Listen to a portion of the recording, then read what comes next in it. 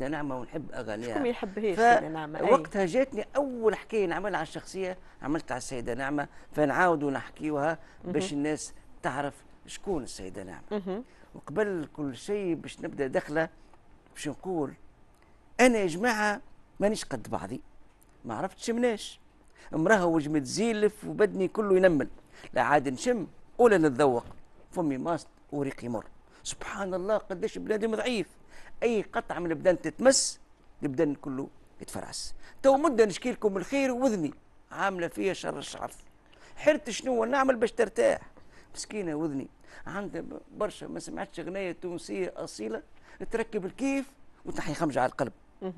يا حسره على فنانين الوقت الزاهر ومنهم السيده نعمه. أي. سيده الغناء التونسي، اي نعم، نحكي على ايقونه تونس في الغناء.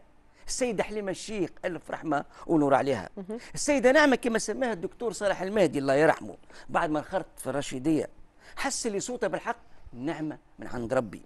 تولدت في 27 فبراير 1934 في قريه ازمور معتمديه تقليبيا ولايه نابل. بدات تغني وتتحس في خامات صوتها على غنايات قدك بابور صالحه ومكحوله نضاره وغيرها من الاغاني التونسيه.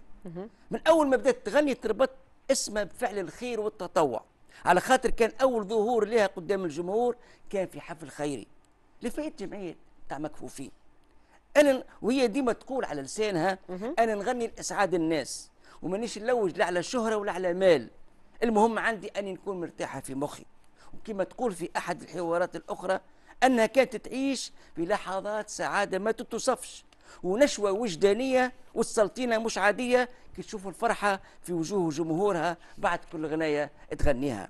ومنها اول غنايه، شنو هي اول غنايه غنيتها خاصه بها؟ هي فينك يا غالي.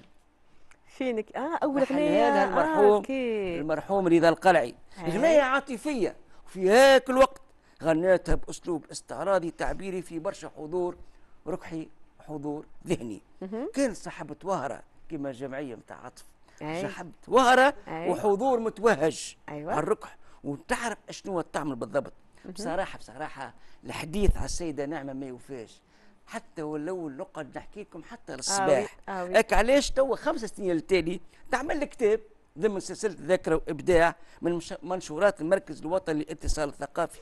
كتاب عنوانه انا اسمي تونس، فيه جوانب يعني وهوامش من مسيره الفنانه السيده نعمه كتبوا الصحافي القدير شكري باسومي. ونرجع ونقول وين غبرت الغنيه التونسيه؟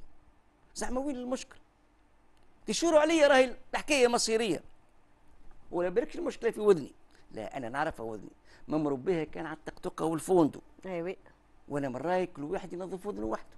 كان نعمل لك هيك انا نظفت وذني من هوني فهمتني، ولات ترجع تسمع لك في التونسي الاصيل والمحير سيكا والصبعين ونسمع في الليل يا ليل واسالني ما تسالنيش ايش علينا ايش علينا وغيرها من اغاني السيده نعمه اللي يوصل عددها تقريبا ل 800 اغنيه. سيدة نعمة غادرتنا كيما اليوم في 18 أكتوبر 2020 جسد وباش تقعد راسخة في أذهاننا وذاكرتنا إلى الأبد. الله يرحمك السيدة نعمة. الله يرحمها وينعمها العزيزة علينا الناس الكل. أكيد الوالدة كانت تحكي لي قالت لي أوكي كانت تعمل عروض يعني تمشي لنابل در شعبان تمشي للبلدان كل الدنيا تقوم معناها اليوم فما حفلة نتاع السيدة نعمة الناس الكل تفرح بها وبدخلتها على محلى غنياتها ومحلاها اللي عملناه ومشينا الأزمور وقابلنا سي هشام وقابلنا بنته هندة يعني بالحق عندها عملت صرح كبير صرح فني كبير. اكيد ان شاء الله نكونوا بهالفقره هذه يستحيل ان وفينا وعد اعاده ونتقدم تحيه لهشام درويش اللي تو يتبع فينا، ربي يمتعه بالصحه والعافيه. امين يا ربي والله يرحمها وينعمها يا رب. اذا نواصلوا كما حكينا على السيده نعمه سيده من سيدات تونس باش نواصلوا نحكيوا على المراه فخامه وهيبه من خلال رئيسه الجمعيه التونسيه عطف مرسني عطف اخترنا